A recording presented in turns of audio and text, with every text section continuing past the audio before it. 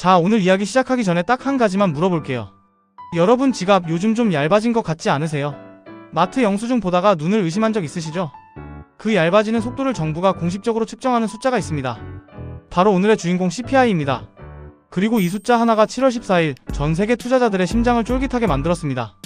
나스닥 선물이 벌떡 일어나고 채권이 움직이고 달러가 흔들렸습니다. 도대체 무슨 일이 있었던 걸까요?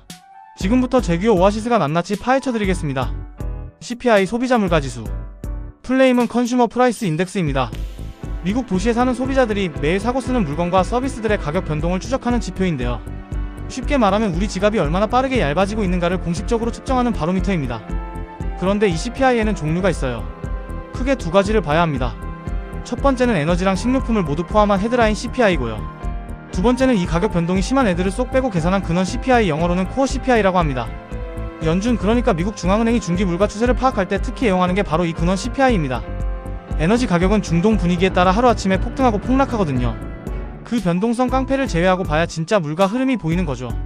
이 CPI는 월 1회 참조한 달의 다음 달 둘째 주 전후에 미국 노동통계국 BLS에서 발표합니다. 미 동부시간 오전 8시 30분이 발표 시각이고요. 이번 6월 CPI는 7월 14일에 발표됐습니다.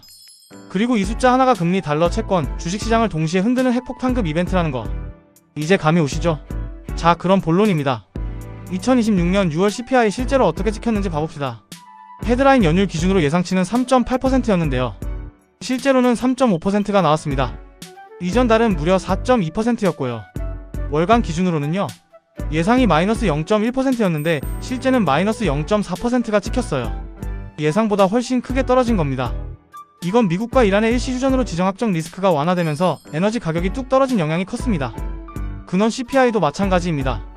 연율로 예상 2.8%였는데 실제 2.6%, 월간으로는 예상 플러스 0.2%였는데 실제는 0.0%. 제자리 걸음이에요. 한마디로 정리하면 이겁니다. 인플레이션이 나 좀 쉬어갈게요 하고 선언한 날입니다.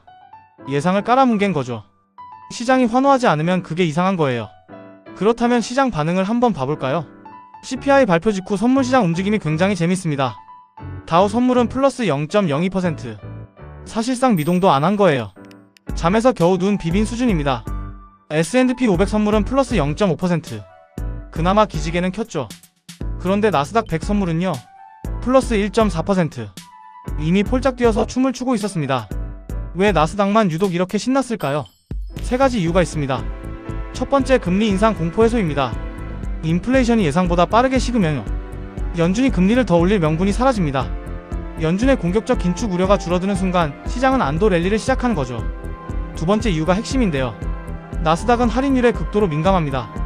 기술주, 성장주는 미래의 현금 흐름을 지금 가격으로 환산하는 방식으로 가치를 평가받아요. 금리, 즉 할인율이 낮을수록 미래 현금 흐름의 현재 가치가 올라갑니다. 다시 말해서 금리 하락 기대 나스닥 파티라는 공식이 성립하는 겁니다. 세 번째는 비둘기파적 서프라이즈 효과입니다. 예상보다 낮은 CPI는 시장의 깜짝 선물이거든요. 이 서프라이즈가 위험자산 선호심리, 영어로는 리스크온 센티먼트를 폭발적으로 자극합니다. 다우가 0.02% 오르는 동안 나스닥이 1.4% 뛴 이유, 이제 완벽하게 이해되시죠? 자, 그럼 이 CPI 발표가 연준의 금리 결정에는 어떤 영향을 미칠까요? 현재 연준의 연방기금금리 목표 범위는 3.5에서 3.75%입니다. 6월 CPI 발표 이후 연방기금 선물시장이 보내는 신호를 보면요. 7월 회의에서 금리를 동결할 확률이 약 89%, 25bp 추가 인상 확률은 겨우 11% 정도입니다. 헤드라인 3.5%, 근원 2.6%. 여전히 연준의 목표인 2%보다는 높습니다. 아직 미션 컴플리트는 아닌 거죠. 하지만 방향은 확실히 아래를 향하고 있어요. 연준 입장을 번역하면 이렇습니다. 아직 2%는 아닌데 물가가 생각보다 빨리 내려오네. 굳이 더 올려서 경기까지 잡을 필요는 없겠는걸. 이런 뉘앙스입니다. 물론 CPI 하나로 즉각 금리 전환이 일어나진 않아요. 연준은 PCE 물가, 고용지표, 기대 인플레이션 등 수십 가지 변수를 함께 봅니다. 하지만 이번 6월 CPI는 추가 긴축의 필요성을 약화시키는 결정적 데이터로 역사에 기록될 겁니다. 서서히 그러나 확실하게 출구의 불빛이 보이기 시작한 겁니다. 그렇다면 이제부터 가장 뜨거운 관전 포인트로 넘어가야죠. 바로 7월 FOMC 회의입니다. 날짜를 정확히 알아야 대비할 수 있습니다.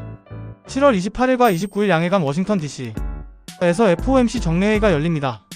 7월 29일 오후 2시 미국 동부시간에 금리 결정과 정책 성명이 발표되고요. 오후 2시 30분에는 케빈 워시 연준 의장의 기자회견이 시작됩니다. 여기서 중요한 포인트가 하나 있습니다. 이번 7월 회의는 경제 전망, SEP와 점도표 다 플로트가 없는 회의입니다. 쉽게 말해 숫자로 된 힌트가 없다는 거예요. 그렇기 때문에 연준 의장의 기자회견 발언 한마디 한마디가 이전보다 훨씬 더 중요해집니다. 시장이 주목할 핵심 질문은 딱 두 가지입니다. 6월 CPI 둔화를 어떻게 평가하는가? 그리고 하반기 추가 인상 가능성은 열려있는가, 닫혀있는가? 현재 시장은 동결 확률 89%로 이미 쉬어가기 시나리오에 베팅하고 있습니다. 연준 의장이 이걸 확인해주는 순간 나스닥은 또 한 번 신날 준비를 하고 있을 겁니다.